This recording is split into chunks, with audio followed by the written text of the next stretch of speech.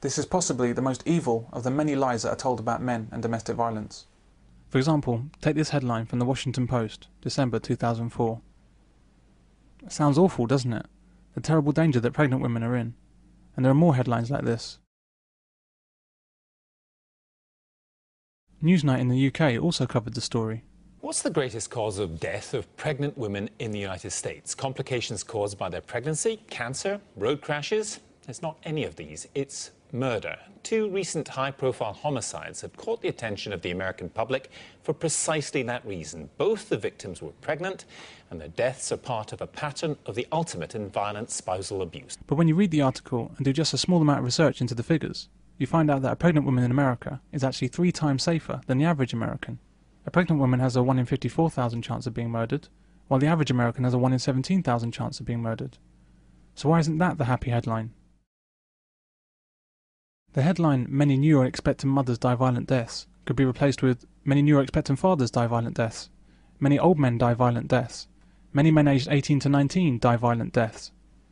Murder is nothing like the greatest cause of death of pregnant women. It's so small a percentage, it doesn't even make it into the mortality statistics for pregnant women in America. Headlines like this appear to be about compassion for motherhood. In reality, though, it's a thin disguise for an ideologically driven hate campaign against men. Adolf Hitler said that if you're going to tell a lie, you're less likely to get caught telling a big one. Hat doch in seinem Hitler Mein Kampf geschrieben, das Volk ist so dumm, dass man alles mit ihm machen kann. Man muss ihm nur jeden Tag dieselben Parolen vorhalten, positiv und negativ, dann wird es einem folgen. Feminism, which has so much in common with fascism and Nazism, seems to have taken this idea to heart. The journalist who wrote this article is not stupid. The editor who passed it for publication is not stupid. The owner of the newspaper is not stupid. And a producer of Newsnight who decided to cover the story in Britain is also not stupid. So how did such a stupid story get published? When highly intelligent people do apparently stupid things, there's almost certainly something we're missing. And this comes to light when you look at the timing of this particular headline. You find that the Violence Against Women Act in the United States was up for renewal. And this concerns no small amount of money. This act is worth over $1 billion to the domestic violence industry in the form of government grants. There are many people and organisations that are dependent on the huge funding that streams from that legislation. Now we can see how the apparently stupid headline actually makes financial sense to those behind it. Strangely, even though 4 times as many men than women are murdered in the United States, 8 times as many men are assaulted, and over 99% of America's military casualties are male, there's no Violence Against Men Act. We rely on programs like Newsnight to use a critical eye to debunk these scare stories, but instead they propagate the myths. Where the hell are we exactly, when the news bears so little relation to the truth? On domestic violence websites like Women's Aid and Refuge, they repeat the same factoids that they broadcast elsewhere, only now it's even more poisonous and evil denigration of men.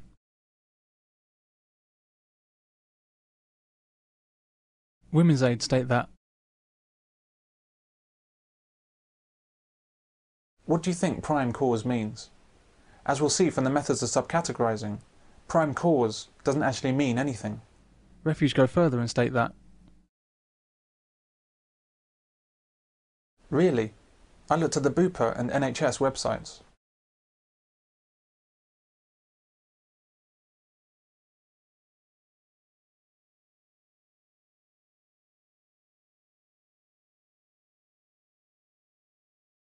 both of these medical organisations go on to mention womb abnormalities, hormonal imbalance, a woman's age, whether she smokes or not, and whether she's previously miscarried.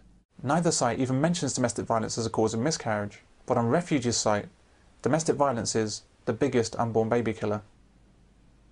One of the main methods used to amplify the severity of domestic violence committed by men is to subcategorise all of the other things that make an impact. Before we look at this, please bear in mind that there's never been an actual scientific attempt to measure how many miscarriages are caused by men as a result of domestic violence. The same way there's no study into how many babies are eaten by their fathers for dinner. The figure of 5% given here is for example only. As we've seen, the fact is that most complications in pregnancy arise due to various medical conditions. However, the aim of organisations like Women's Aid and Refuge is to make out that the majority of miscarriages are caused by abusive husbands and boyfriends. So what happens is this. The medical conditions are artificially split up into all their constituent parts, such that if 95% of complications are caused by medical conditions and 5% are caused by domestic violence, they're categorised as follows. We can see that domestic violence at 5% doesn't have the prominence that businesses like Women's Aid and Refuge need in order to push our buttons and generate millions in income. and so they keep on subcategorizing the causes until eventually domestic violence becomes a leading cause. This horrible idea is 100% supposition in order to shock people and gain access to their credit cards. With domestic violence, subcategorization is a tool used to enhance anti-male statistics and generate more income. All we know or hear about are the headline figures. Hardly anyone does the research to show it's false, because those people that know it's false, for example charities and the government, have an interest in letting the lie spread. So, for example, NGOs, non-governmental organisations, very large charities, voluntary organisations, many of whom have very explicit political agendas and bend facts, bend what they're saying to fit. They are never interrogated with the same degree of scepticism because the journalists very often share that agenda. Now, that's what worries me. Agencies like Women's Aid and Refuge hoover up the income generated from government and well-meaning ordinary people who donate millions of pounds to them based on these invented statistics. And when I say millions, I mean hundreds of millions. The NSPCC's Full Stop campaign, for example, has raised more than £250 million in donations from the public.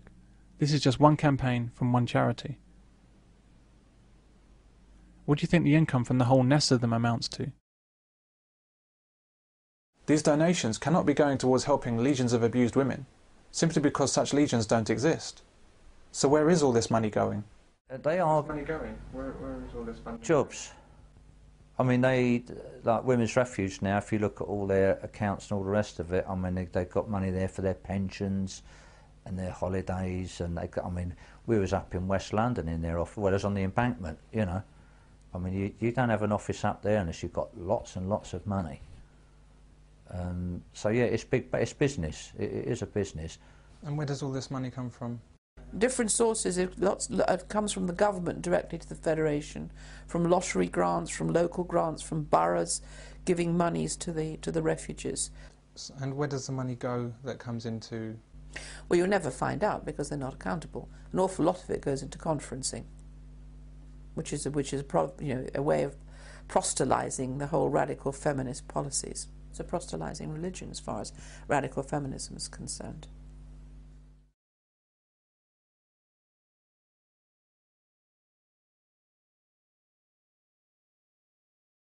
And what if the baby is born prematurely and then dies due to the mother's drinking? What could she be charged with? What if she has an abortion and the father wants to keep the baby? Can she be charged with murder?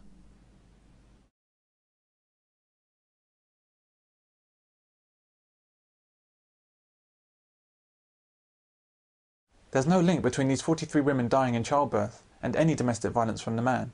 If there was, Women's Aid wouldn't mince words. They'd be saying... What they're doing instead is to just put this horrible suggestion out there as an unjustified attack on men. It's equivalent to saying,